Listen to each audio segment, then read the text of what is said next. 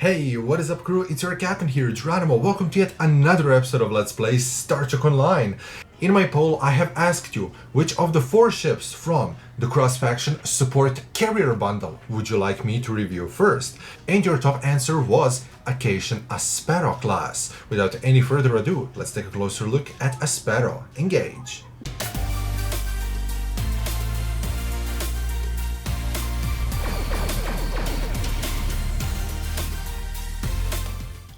Okay, there are 2 different ways how you can get the Caitian Aspero class. So first of all, let us open up the Zen store.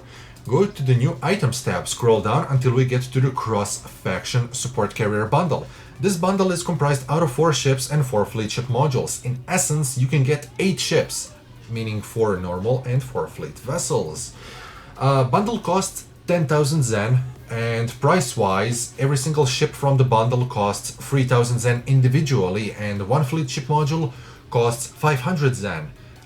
So price-wise, this is good. It's okay, especially if you want to get all of those vessels. If you do not want all of those vessels and would like just one, then simply go to the ships. Tier 6, scroll down a little bit until you find the ship that you want. Due to this review, Aspero support carrier, which costs 3,000 Zen as I already stated. And now, let's take a closer look at Starship's customizational options.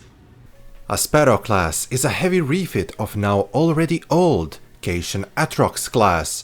You can see how the Caitians use the same hull frame, however they added a lot of mass onto already existing ship. Vessel is bulkier and has a lot bigger warp nacelles. You will see the difference in between 2 vessels as you have 2 templates, and those are new Aspero class and old Atrox class. Atrox can be used for free if you get the Aspero. You do not get any unique bridge interior, which is a shame, but still you get to use other bridges. Moving on to the window customization, there is nothing beside Caitian Type 1, and it seems that Caitians are lazy. Even more so considering that you only get 3 material options, and those are Caitian types 1, 2, and 3. Extending the advanced options, there is a standard list of patterns, and alongside with them we have style options, allowing you to customize all of the major ship's components, those being hull and nacelles, with the components from the other templates, in this case Atrox. You can end up making a unique variant of the ship, personally tailored to your liking. When you set the left side of a color to the green and right side of a color to the red, you can see, well, you can't see anything, there is no change. I don't know if this is a bug or Caitian engineer laziness, but I will blame Caitians for everything now. With all of this said, let's go into space. Aspero is an upgraded form of Atrox class platform. Due to its massive twin hangar base, Aspero is capable of adapting to multiple roles. As it's necessary to command so many small crafts carried by this vessel, the Starship features immense networking and sensory capabilities to deliver orders and to track fighter pilots. All of this is contained by a potent structural integrity field and substantial shielding. Caitian Aspero class is classified as a scalable Tier 6 Federation and Federation Allied science carrier. Like all other Tier 6 vessels, Aspero can be used as soon as you successfully finish game's tutorial mission, and will from then on scale up alongside with the player. If used on level below 50, it will have a few unlocking features, as you rank up every 10 levels up to the level 40. In this process you will gain more hull HP, weapons and console slots. Some things, such as mastery points, may be earned immediately, however, the mastery as a system won't get online until you reach level 50. Full table of scaling can be seen on the overlay right now. Caitian starships come with standard equipment and weapons of the lowest mark which is available at Starship's minimum rank. These provided items are appropriate for the type of ship and the belonging time period. Unlike Starfleet, Caitians use different technology. If you purchase this ship, it comes pre-equipped with Tetrion beams and quantum torpedoes, all set to mark infinite, meaning that they will scale up with its user. However, those cannot be upgraded nor re-engineered. If you would like to use Caitian appropriate weapons that can be upgraded and re-engineered, all you have to do is craft them yourself, or go to the fleet starbase and purchase some.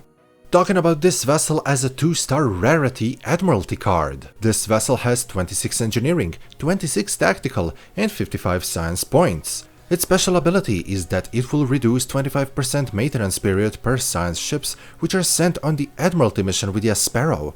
After Admiralty maintenance period is obviously 18 hours, duh, it's a tier 6 ship.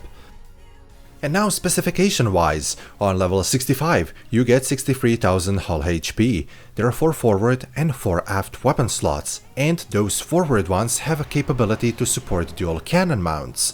Your available bridge officer stations are Lieutenant Commander Tactical, Lieutenant Commander Engineering, Commander Science, and Lieutenant Commander Universal Cross Command. A lot of Lieutenant Commanders. Aspero comes with 4 available device slots. 3 tactical, 3 engineering, and 4 science console slots. All Federation vessels have 3 modifiers, and Caitians would appear to follow the same set of rules, and those are 1.4 for the hull, 1.25 for the shields, and 0.15 for the impulse. Turn rate of this thick boy is graded as 5 degrees per second with inertia rating of 20. Caitians did think about power consumption of such a starship, and due to that, they gave us additional power bonus of +10 to shields and auxiliary power levels. Obviously, as a science vessel, you get to use Subsystem Targeting, a set of 4 space abilities which are built into all science vessels within game. After activating a Subsystem Targeting ability, the user will gain a 10-second durating buff, which attacking an enemy ship with any form of energy weapons will cause a stacking power to that subsystem, and has a small chance of completely taking that subsystem offline. If the system is taken offline, it will render all abilities that use the subsystem temporarily inert. For example, if you target the shields and subsequently take them offline, then the target's shields will fail. Recommend torpedo launch now, until they perform hot restart. I noticed that a lot of people are actually bugged by the fact that this science ship doesn't come with secondary deflector nor sensor analysis, and I will talk about this really soon. If that is okay with you, I would like to do a short commercial break before we check the main thing of this ship. Its massive twin hangars.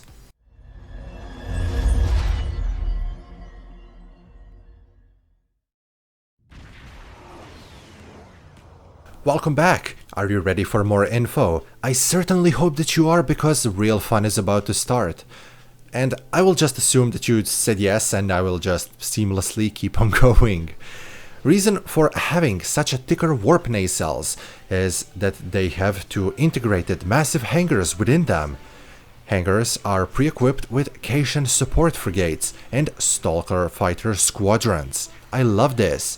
Usually carriers come with 1 pair of same fighters, but those new carriers come with a brand new squadron fighters, previously only seen on Discovery Constitution, and alongside with them they also carry a large frigates.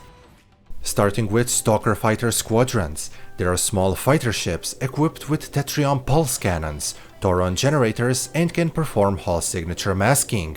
A hangar will launch a wing of 3 squadron fighters that are launched in triplets instead of being launched as a single fighter, which means that 1 wing contains 9 fighters.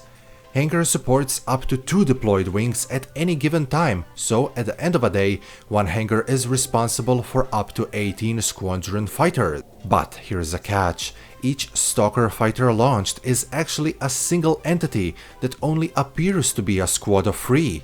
So, those 3 actually count as 1, it's just a visual gimmick, however still a cool one.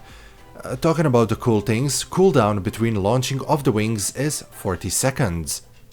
Moving on to the Caitian support frigates, who are larger, starship-sized craft equipped with Tetrion beam arrays, photon torpedo launchers, and can perform scattering field, fire at will, polarize hull, viral matrix, and transfer shield strength. Hangar launches a single frigate at a time and can support up to 2 wings. At the end of a day, the hangar is responsible at maximum of 2 support frigates. The cooldown in between launches of the wings is 40 seconds. For easier in-combat fighter control, there are carrier command fighters, and squad fighters come with more powerful variants, which can be found in the Lithium store or fleet provision stores. Because we have a tier 6 starship on our review board, it comes equipped with 5 tier mastery skill tree of a science carrier, comprised out of quick deployment, armored hull, reactive shield technology, advanced shield systems, and ship's trait, relaunch and repair. While this trait is slotted, whenever you activate a carrier launch ability, the cooldown of your captain's abilities will be reduced, and your carrier pets will receive a substantial boost to hull regeneration. As always, there is a universal console, high energy communications network. Once activated, this console will send a massive burst of sensor and targeting data, ranking up your hangar pets and disorienting any nearby enemy starships, disabling them temporarily. As it remains active, it will continuously enhance the comms ability of yourself and nearby allies, granting a significant bonuses to the ship's combat capabilities. This increased networking also aids in gaining enhanced targeting locks on nearby foes, making them more vulnerable to incoming damage. This console additionally provides a passive bonus to the auxiliary power and to Starship's structural integrity. It can be equipped on any console slot aboard any starship. Shipping combat is very good. To be honest, I saw a lot of people complaining about how bad those carriers are. Not if you use them right. Those ships are not science vessels, nor they are destroyers. They are science support carriers. Treat them as such, and they will do their job just nicely. Fighters are a lot of fun, and I love a mix of small and big ones. However, frigates are better in my opinion, as they have access to the more weaponry. They will transfer shield strength to you and have a good amount of weapons. Aspero as a ship is very slow, and I suggest the use of competitive impulse engines from the prevailing Regalia set. Ship's trait is good for carriers, and console is helpful for leveling your fighters. Are they the best?